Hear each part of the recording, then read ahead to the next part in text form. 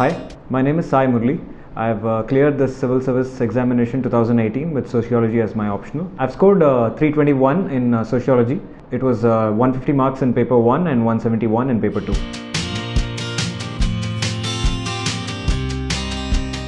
I had appeared in my previous mains with Public Administration as my optional, but for this attempt I took a break and then I made the switch to Sociology after a thoroughly rational analysis of how the optional is, what kind of questions come up in the optional, am I comfortable with studying the subject for a consistently for a long period, and am I genuinely interested in pursuing this subject beyond what is taught in the class.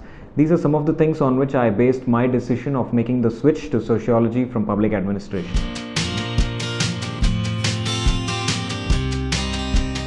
Sociology has helped me in my general studies papers as well. It is specifically mentioned in the GS paper 1 syllabus, but it is also relevant to many other areas. So it has helped me develop a broad understanding of society and its various dimensions. This year particularly, there were specific topics in which there was a direct application of sociology.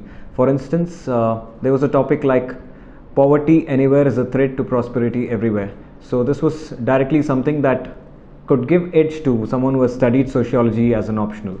So other than this, there are other topics as well which may include, other than topics that directly involve sociology and the concepts in sociology, there are topics in which we could incorporate several other concepts learned from sociology as my optional.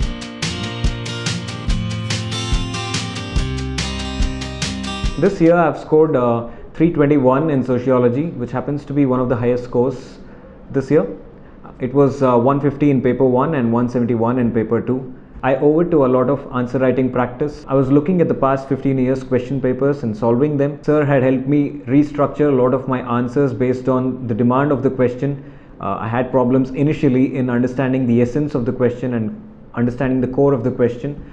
Sir could help me figure that out initially, and then as time proceeded I was able to improve on that. Answer writing certainly made a lot of difference to the way I understood concepts and presented them in my answers. I've incorporated a lot of concepts learnt in the form of diagrams, flowcharts, pictorial representations into my answers, which enriched my answers with a lot of value. I have come to realize that a 320 plus score in sociology is very much achievable with the right kind of mentoring, with a consistent strategy, and with complete control over one's presentation of one's answers.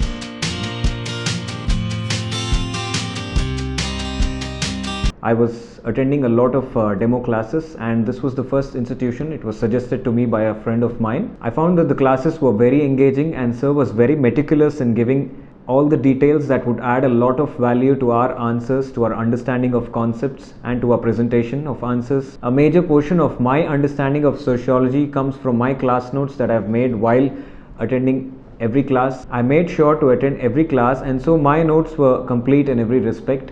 These were my go-to material for the core understanding of concepts. Anything else I was reading was only supplementing this material.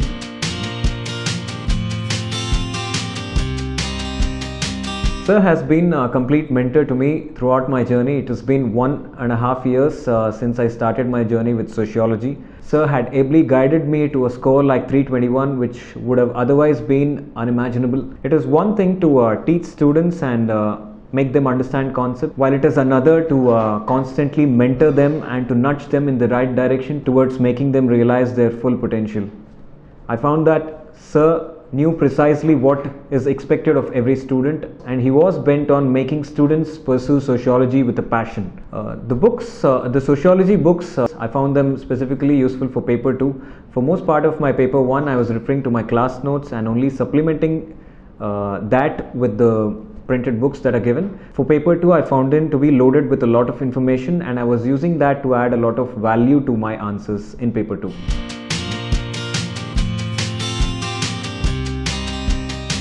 So students out there considering taking sociology as an optional, I would say that sociology is a subject which finds relevance in our everyday lives, and what we gain from it is far more than what we invest in learning it. So if you're going for sociology as an optional, pursue it with complete dedication, with complete passion, and I'm sure that it would reward you with a position in the coveted civil services. Apart from the hit list put out by the sir just before the mains. At a time when an aspirant is completely confused as to what to focus on and what to prioritize, the hit list makes the student's job easy in narrowing down our focus to specific areas that have high chance of coming in the examinations. I have certainly gained from it and would recommend it to aspirants looking certain specific topics to focus on just before the mains.